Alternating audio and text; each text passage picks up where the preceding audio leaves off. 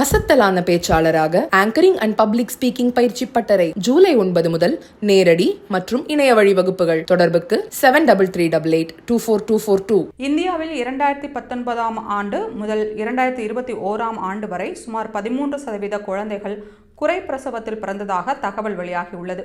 கர்ப்ப காலத்தில் காற்று மாசுபாடு கர்ப்பிணிகளின் பிரசவத்தில் எவ்வாறு பாதித்தது என்பது குறித்து சிறப்பு குழு ஒன்று ஆய்வு மேற்கொண்டது. டெல்லி IIT, மும்பையில் இருக்கும் சர்வதேச மக்கள் தொகை அறிவியல் நிறுவனம், இங்கிலாந்து மற்றும் அயர்லாந்தைச் சேர்ந்த ஆராய்ச்சியாளர்கள் இந்த ஆய்வில் ஈடுபட்டனர். இந்த ஆராய்ச்சியானது இந்தியாவில் நடைபெற்றது. 2.5 மைக்ரோமீட்டருக்கும் குறைவாக இருக்கக்கூடிய தூசிகள் கர்ப்பமாக இருக்கும் பெண்ணின் உடலுக்குள் செல்வதன் விளைவாக குறைந்த எடையுடன் குழந்தை பிறப்பதற்கான வாய்ப்பு 40% உள்ளது. அதேபோல குறை பிரசவத்திற்கான வாய்ப்பு 70% வாய்ப்புள்ளதாக ஆய்வுக்குழு கண்டறிந்துள்ளது.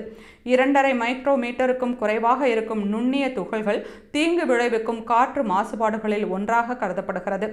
மழை பெய்வது மற்றும் வெப்பநிலை போன்ற பருவநிலை கூட இதுபோன்ற விளைவுகளுக்கு அதிக தொடர்பு கொண்டிருப்பதாகவும் கண்டறியப்பட்டுள்ளது.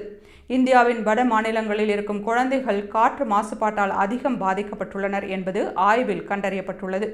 ஆய்வுக்கு எடுத்துக்கொண்ட காலகட்டத்தில் ஹிமாச்சல் பிரதேசத்தில் 39%, உத்தரகாண்டில் 27%, ராஜஸ்தானில் 18%, டெல்லியில் 17% குறை பிரசவம் ஏற்பட்டிருப்பதாக ஆய்வில் தெரியவந்துள்ளது.